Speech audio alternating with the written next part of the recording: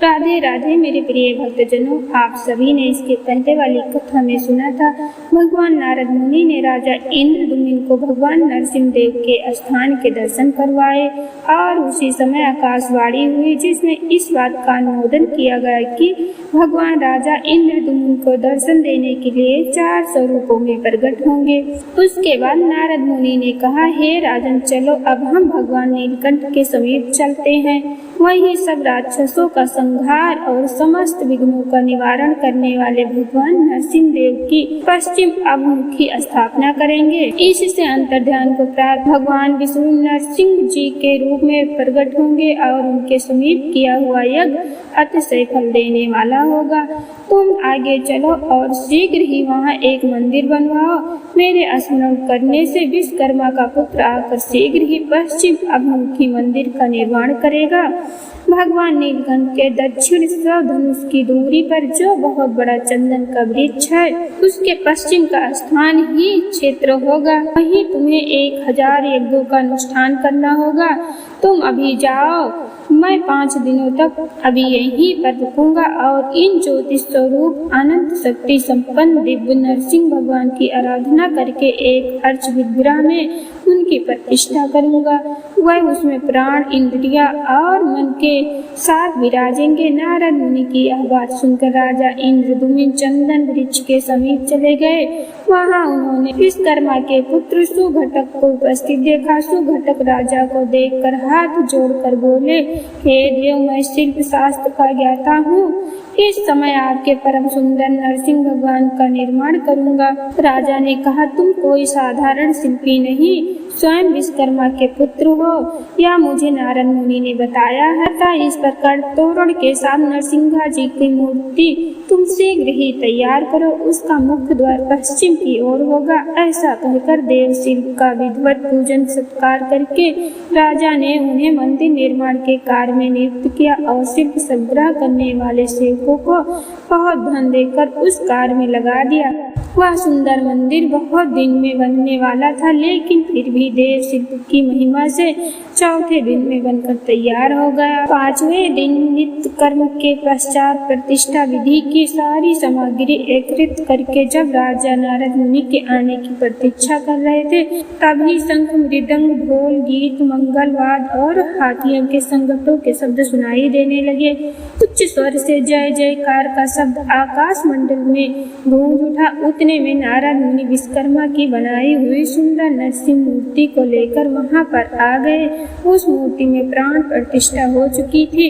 उसने दिव्य माला और वस्त्र धारण किए हुए थे। उस पर दिव्य चंदन का अनुरूपण किया गया था। वह सभी ओर से तेज पुंज से व्याप्त थी और सबको हर्ष प्रदान करने वाली थी। उसे देखकर राजा और उनके अनुयायियों बहुत खुशी हुई। सबने देवर्षि नारद की प्रशंसा की और फिर निकट से देखकर उसमें नरसिंह देव की आकृति पहचानी और यह निश्चय किया कि यह आदि मूर्ति भगवान नरसिंह जी की प्रतिमा है। तब प्रसन्नचित्त हुए राजा इंद्रद्युम्न ने भगवान नरसिंह की परिक्रमा की और धरती पर मस्तक रखकर साष्टांग प्रणाम किया। तत्पश्चात राजा के अनुरोध से नारद मुनि ने भूदेवी और लक्ष्मी देवी के साथ देवादेव भगवान नरसिंह देव की प्रतिमा को रत्नमयी वेदी पर शुभ मुहूर्त में स्थापित करवाया। उसके बाद वैष्णव ब्राह्मण आए। नरेशगण और बुद्धिमान नारद मुनि के साथ राजा इंद्रद्युम्न ने उपनिषदों और धर्म युक्त स्रोतों द्वारा प्रसन्नता पूर्वक भगवान का स्तुति किया। यह स्तुति करते हुए राजा ने कहा, हे भगवान, आप एक अनेक स्थूल सूक्ष्म अत्यंत लघु शरीर धारण करते हैं। आप आकाश से परे होकर भी आकाश स्वरूप हैं। आपका रूप सदा एक रस रहता है। आप अद्वितीय स्वरूपा हैं। आपका आकार आकाश के समान सर्वव्यापी है। आप आकाश में स्थित रहते हैं, आकाश पर अरूढ़ हैं। त्वम के शिव और पद यौनि ब्रह्मा आपके ही स्वरूप हैं। दिव्य नरसिंह रूप में प्रकट हुए परमात्मा, आपका तेज कई करोड़ों सूर्य के समान है। हे प्रभु, अब दुख रूपी समुद्र से मेरा उद्धार कीजिए। आप नित्य समीप हैं, दूर से दूर स्थित, न दूर है न समीप है, न बोध है और बोध आपके स्वरूप है। आप ज्ञान के भी ज्ञानी हैं, ज्ञान गम होते हुए भी अगम ब्रह्म हैं, माया से अतीत हैं। आप तक किसी भी प्रणाम की पहुंच नहीं है, तो भी लोग अनुमान से आपके विषय में विचार करते हैं। आप सबके आदि, सबके कर्ता, सबको अनुमोदित प्रदान करने वाले और सबके पालक तथा संहारक हैं। हे विश्व साक्षी, आपको नमस्कार है। आप ज्योति स्वरूप, ज्ञान रूप, प्रकाश पुंज, वाहकार और सृष्टि के हेतु हैं। दुखों के विनाश करने वाले एकमात्र कारण होकर भी आप वस्तुतः कारण नहीं हैं। सबके संशय को छिन्न भिन्न करने के लिए आप सबसे पहले प्रकट हुए। आप मुझे अपने चरण बिंदु की श्रेष्ठ भक्ति प्रदान कीजिए। भक्तों के अभीष्ट मनोरथ की पूर्ति करने वाले आप भगवान नरसिंह की मैं शरण लेता हूँ। अपने चरणों का आश्रय लेने वाले, लोक के पाप राशि का विनाश करने वाले दया के सागर, हे नरसिंह देव, मैं आपको प्रणाम करता हूँ। आप मुझ जैसे अनाथों की रक्षा कीजिए। मैं अपने इस आंखों से आपके दिव्य स्वरूप का दर्शन कर सकूं, ऐसी कृपा कीजिए।